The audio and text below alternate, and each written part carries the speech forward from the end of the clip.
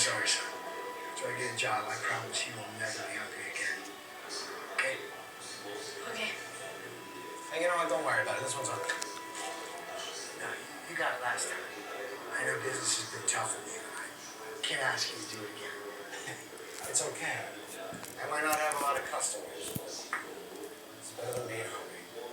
Besides, I've always believed that the kindness you put out into the world is a way of coming back to you.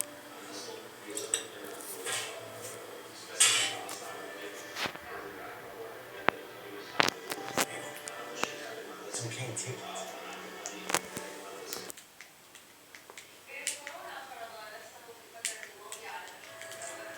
Thank you so much, Ivan. Can't tell you how much I appreciate this. Got an interview at Giovanni's, and once I get the job, I promise I'll pay you back soon. Giovanni's. Woohoo, that's the most popular place in town. Good luck. Hey, if you want, Ruben can just wait here until your interview's over. You're the best. Never forget this. I'll be right back, okay? Okay, good luck. Listen.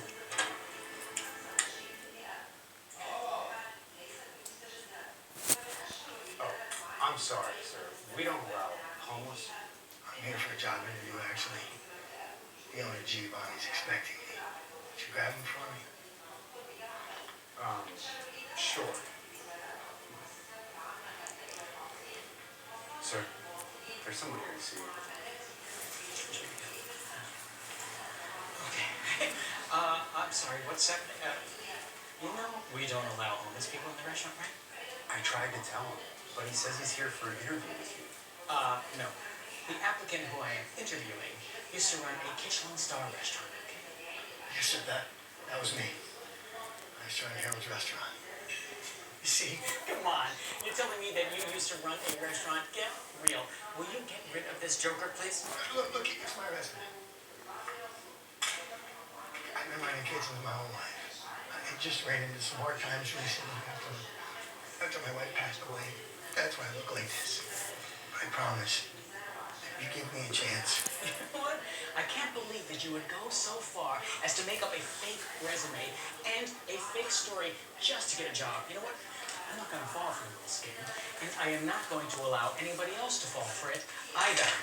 No, sir, please. I'm just trying to feed my son. This restaurant. You see how busy it is? This guy هذا disease دعم ابنه بس عنده capitalism.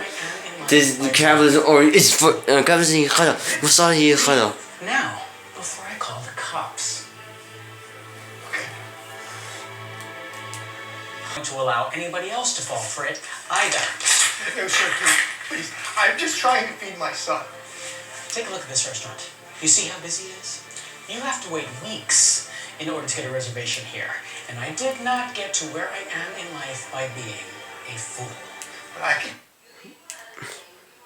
Leave. But no, we need to end capitalism. The cops. We need to end capitalism. And this is socialism or communism. نخلص من الكابيتاليزم نخلص من مصاري خلا الدنيا عمل بطارية زبالة عملت بطارية مصاري زبالة خلا بزوم هاي الناس يبغوا مصاري هن زبالة هن حيوانات police they're bitches they're motherfuckers they're doing president I was telling you. What is the difference between socialism and communism? That was In this video, know. we will look at the similarities and differences between these economic and political theories. Let's first take a look at where these two originated. During the Industrial Revolution from 1760 to 1840, there were extreme economic and social changes caused by the struggles of the working class. The economic inequality between workers and the factory owners continued to grow. This is what spawned early socialist thinkers who presented models for reorganizing society along the lines of cooperation and community.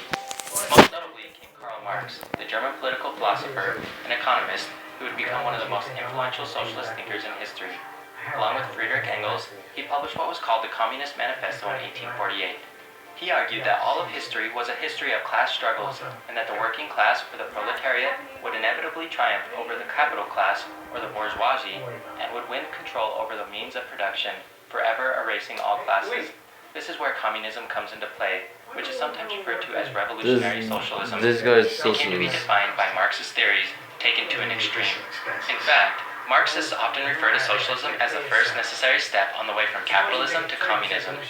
Marx and Engels themselves didn't consistently or clearly differentiate communism from socialism, which is why there continues to be confusion between the two terms. Now, let's define what socialism is. Pure socialism is an economic system under which each individual, through a democratically elected government, is given an equal share of the four factors of economic production: labor, entrepreneurship, capital goods, and natural resources. In essence, socialism is based on the assumption that all people naturally want to cooperate, but cannot because of the competitive nature of capitalism.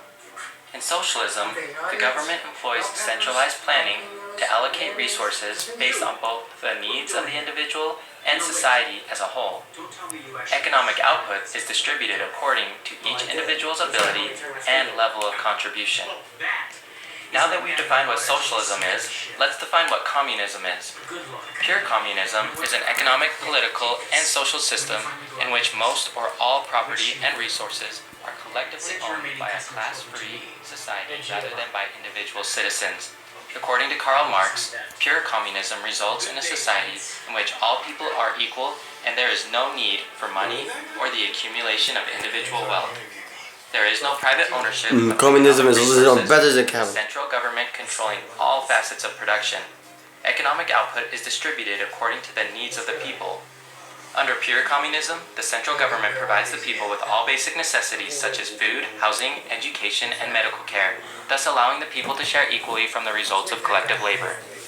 Now that we've defined socialism and communism, we can look at some of the bigger similarities between the two.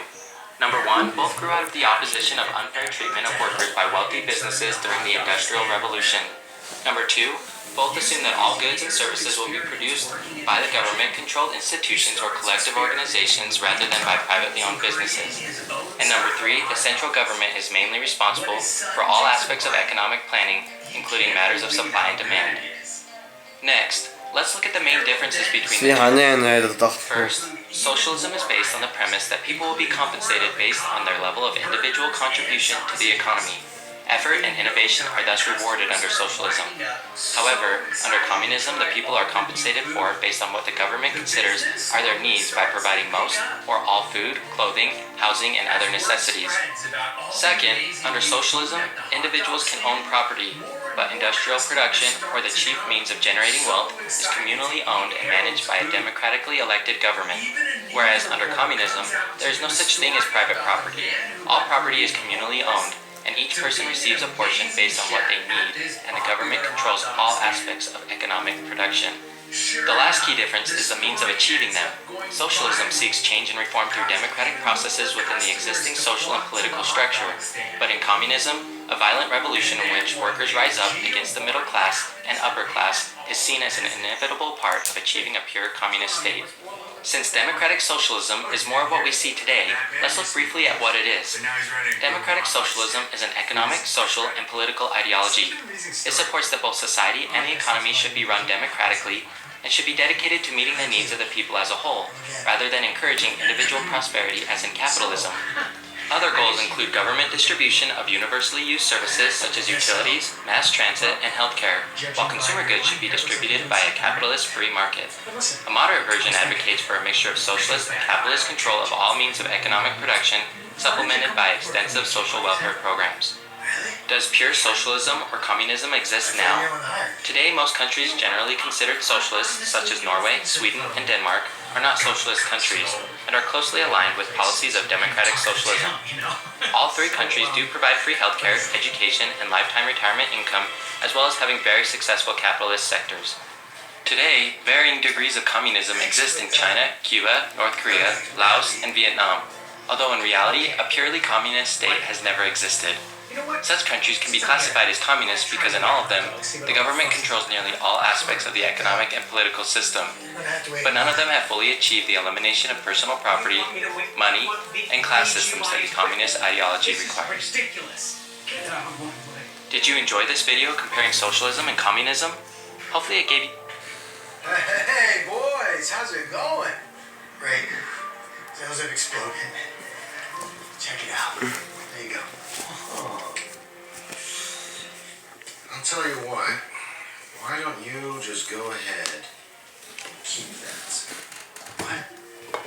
Gotta have socialism as well.